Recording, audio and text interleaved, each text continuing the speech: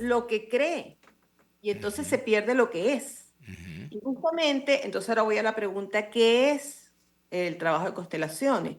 Bueno, lo primero es qué no es, ¿ok? No es una forma de diagnosticar, no es una forma de análisis, no es una teoría, ¿ok? Es un enfoque fenomenológico. O sea, el centro de la constelación es observar el fenómeno del campo de familia. Y el campo de familia, en primer lugar, es un fenómeno, no hace falta creer en él. Él está allí, ¿ok? Lo difícil y lo que hace falta entrenarnos es para testiguar lo que nos muestra, porque a menudo lo que muestra el campo de familia no coincide con lo que esperamos, con lo que Ahí viene la creemos. primera pregunta. ¿Qué es eso del campo de familia? Muy bien.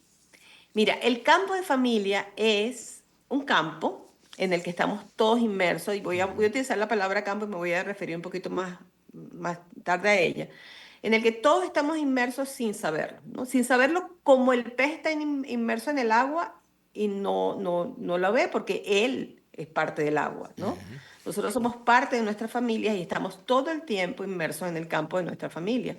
El campo de familia sabemos más cómo se comporta que qué es.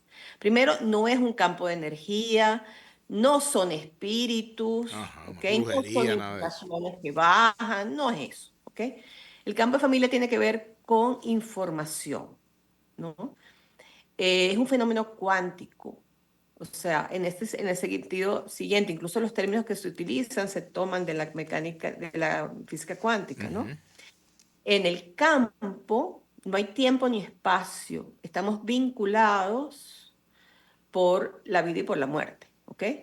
Y bueno, a la familia estamos vinculados por los vínculos de vida. O sea, nadie viene al mundo si no es a través de un padre y una madre y por tanto de una familia. O sea, padre, madre, abuelos, bisabuelos, tatarabuelos. O sea, hay una línea de vida a través de la cual nosotros llegamos a este mundo. No hay otra forma, ¿ok?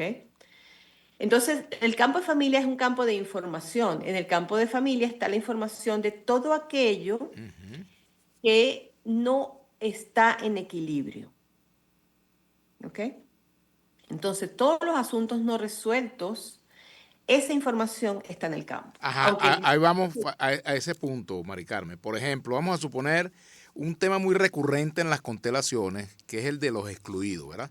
Por ejemplo, una persona fue excluida, la abuela o la tía que fue excluida porque resultó que quedó embarazada sin haberse casado y entonces, bueno, la tenían allí marginada de la familia porque manchó el nombre, esas cosas que había antes, de que la persona que salía embarazada metió la pata, ese tipo de expresiones que se utilizaban en tiempos pretéritos, ¿no? ajá. Bueno, esa situación se reproduce en el campo familiar al día de hoy si eso no se trata, si no se le da su lugar, en fin, si no se le incluye en el sistema familiar. Esa es parte de lo que se trata en las constelaciones.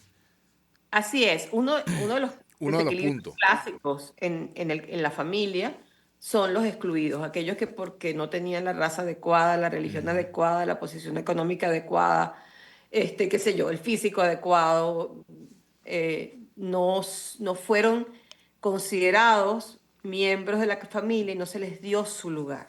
¿Ok? Eso crea un vacío en el sistema, como un hueco negro. Y ese vacío atrae a miembros más jóvenes del sistema familiar para compensar ese vacío. Entonces, eso es lo que llamamos en constelaciones que la persona está implicada, embrollada, vinculada a alguien más en el sistema, a una anterior, de cuya existencia puede ser que ni siquiera tenga noticias. ¿Ok? Pero el vínculo se establece, el enredo, se llama enredo, entanglement en alemán, este, que es el mismo término que se utiliza en física cuántica para referirse a dos partículas que están separadas en el tiempo, en el espacio, pero que están vinculadas y lo que le pasa Claro. a una le pasa a la otra. ¿Ok? O sea, esa es una Porque información que se transmite no a través de los genes, sino a través de qué no, mecanismo. Eso es una mala interpretación clásica, que esto es un tema de genética. Ajá. No, no tiene que ver con la genética. Tiene que ver, fíjate, te voy a poner un ejemplo que comprueba por qué no tiene que ver con la genética. Porque las implicaciones sistémicas pueden darse con personas que no son de tu línea de sangre, pero que Ujú. pertenecen a tu sistema de familia. Claro, así es. Un tío político, por ejemplo. Por ejemplo, no, pero más que porque sea político, tiene que ver, vamos a suponer, alguien comete un asesinato, un crimen en tu familia, por ni Dios lo quiera, ¿no? Esa persona queda vinculada a tu sistema de familia con más fuerza que el suyo, ¿ok? Y alguien pudiera estar implicado o embrollado con ella y no hay La vínculo. dinámica, por ejemplo, entre la persona que es agresora y la víctima, por ejemplo. Ese es otro desequilibrio clásico, Ujú. la dinámica entre víctimas y perpetradores. Perpetrador y víctima, exacto. El vínculo que se establece entre el perpetrador y la víctima es más fuerte que el vínculo del perpetrador con su propio sistema de familia, ¿ok? Y hasta que esa responsabilidad no es asumida, digamos, sistémicamente, porque puede ser que esté muerto, puede ser que incluso que haya sido un crimen donde haya quedado impune.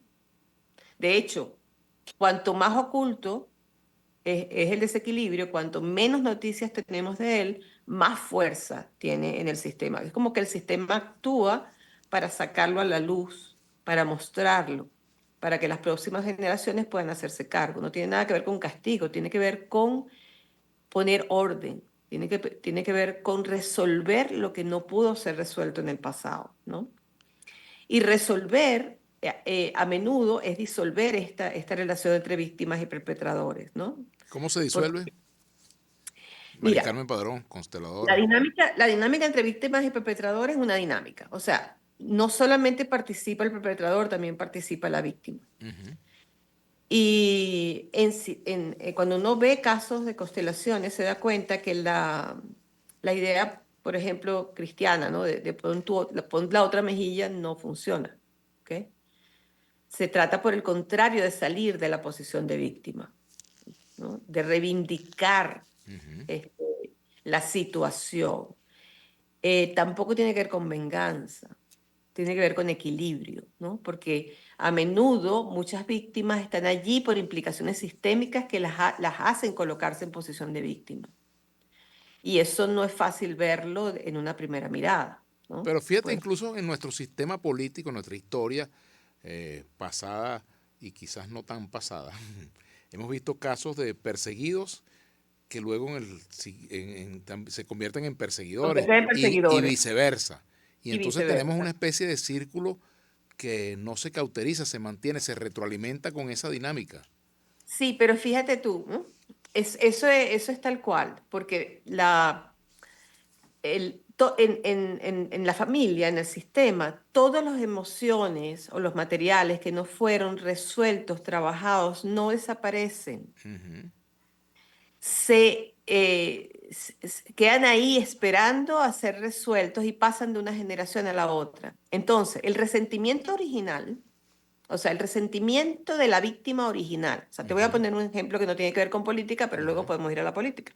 Ujú. Vamos a suponer, la abuela fue maltratada por el abuelo. Fue maltratada, fue humillada, fue qué sé yo, ¿no? La abuela por situaciones de vida, o porque no tuvo el carácter, no tuvo la parada, o porque la sociedad, o porque la familia, lo que sea, no pudo, ¿ok? Detener esa situación. Y reprimió su resentimiento, su arrechera, su malestar, ¿no? Bueno, la abuela muere en esa situación, de eso no se habló más nunca. A lo mejor salta una generación y a lo mejor aparece una nieta que vive molesta con cuanto hombre se le atraviesa. Tiene una buena pareja, pero la detesta, la trata mal, la humilla y hasta reconoce que no tiene nada que ver con lo que hace la persona, la pareja, pero sin embargo no lo puede evitar. Ese resentimiento y Rabia.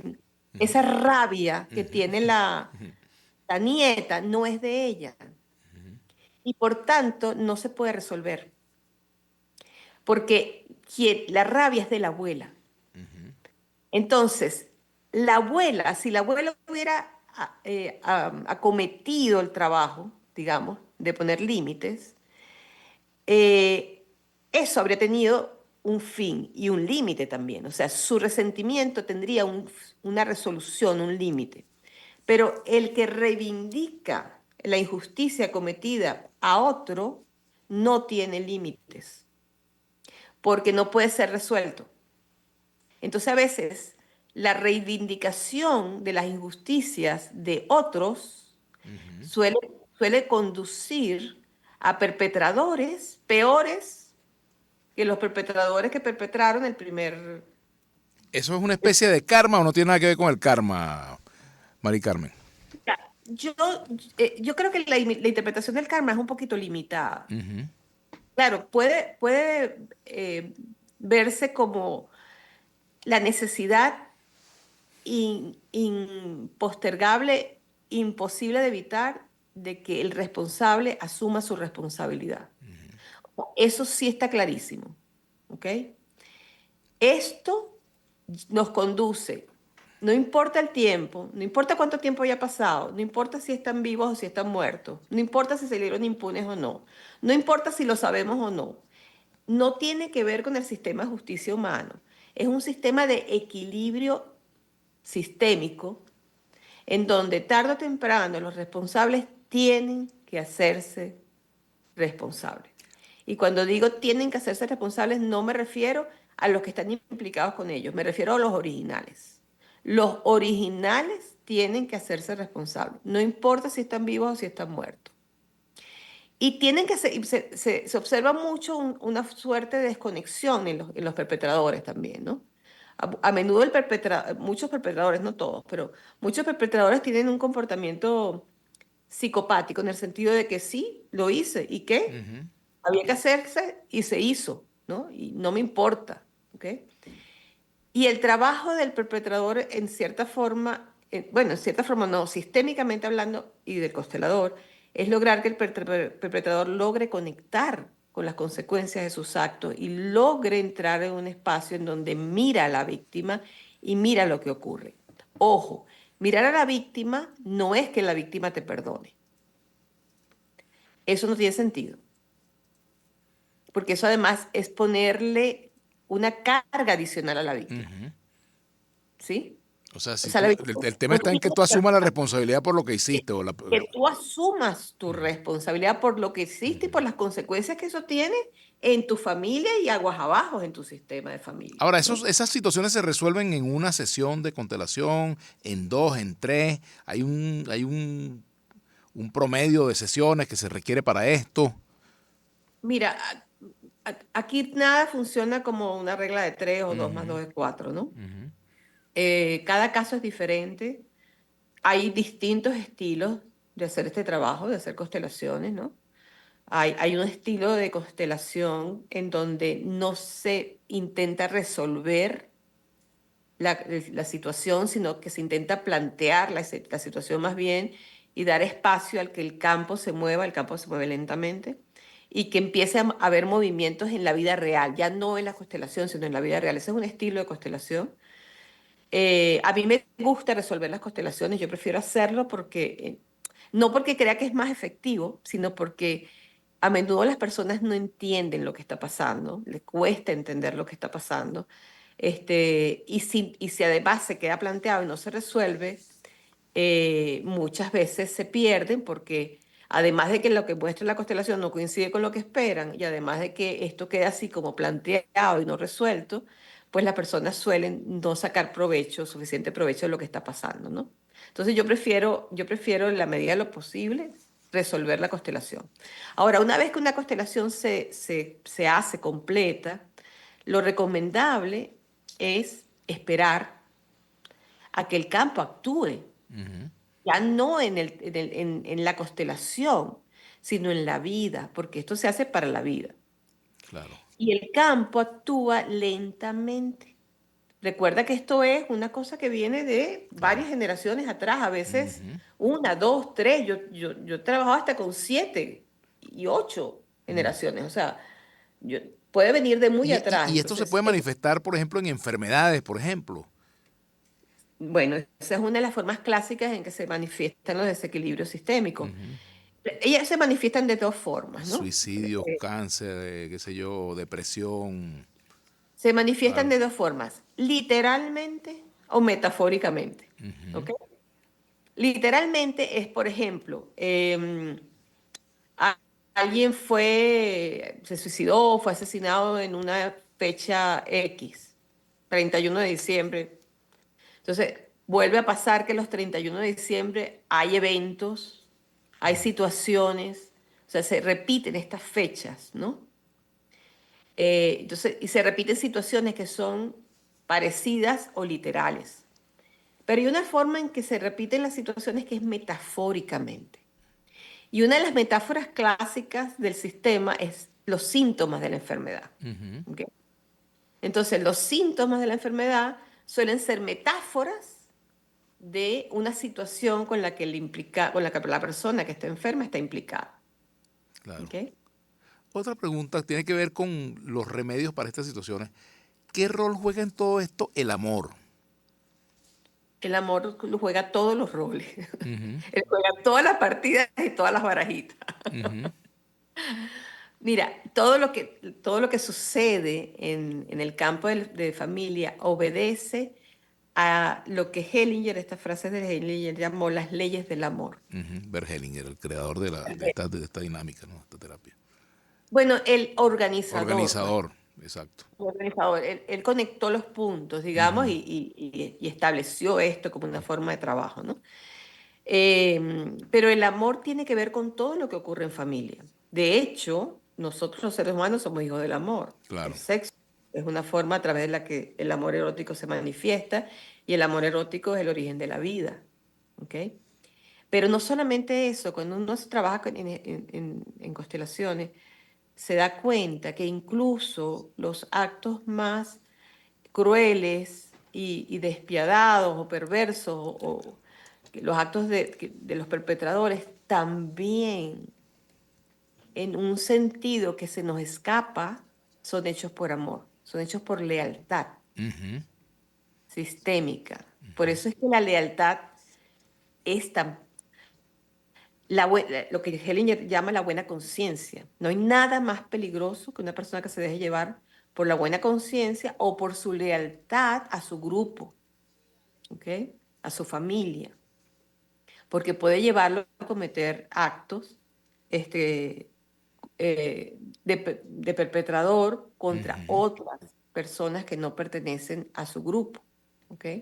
De hecho, bueno, las guerras religiosas, las guerras políticas, las guerras entre países, todas tienen que ver con lealtades sistémicas en donde nosotros somos más gente que los demás, ¿no? Ese ¿Sí? es un punto de estos tiempos muy, muy vigente. Por cierto, Mari Carmen, ya cerrando porque nos quedan 2 minuticos, eh, yo escucho mucha gente que habla de constelaciones y quizás no tiene, y que ofrecen sesiones y tal, y quizás no tienen la experiencia, no tienen la formación. ¿Qué se requiere para detectar a un buen constelador y diferenciarlo de un charlatán? Bueno, primero, yo creo que respeto, Ujú, ¿ok? Yo creo que erigirse en consejero de los demás en base a una experiencia que tiene el constelador o al conocimiento de ciertas regularidades del sistema es una forma en la que se podría llegar a ser muy irrespetuoso. Pontificar acerca de lo que alguien debe hacer en su familia o con su vida es en cualquier tipo de terapia una falta ética. Creo que la forma taxativa como Hellinger hablaba, con la autoridad que hablaba y la forma tajante en la que se refería a ciertas cosas, ha hecho que los consteladores lo imiten, este, diciéndole a las personas lo que tienen que hacer a partir de su observación del campo. Eso no es una buena práctica. El que tiene que observar lo que sucede en el campo es el constelado, es el paciente. Si el ujú. paciente no lo mira, Claro, otro no lo perdimos puede el ver por él. trabajo. Claro, otro no lo puede ver por él. Perdimos el trabajo. No importa lo que el constelador diga, lo que importa es lo que él mire. Eso en primer lugar. En segundo lugar, creo que es muy importante el entrenamiento fenomenológico, dejar que sea el campo el que se mueva, no el constelador que lo mueva.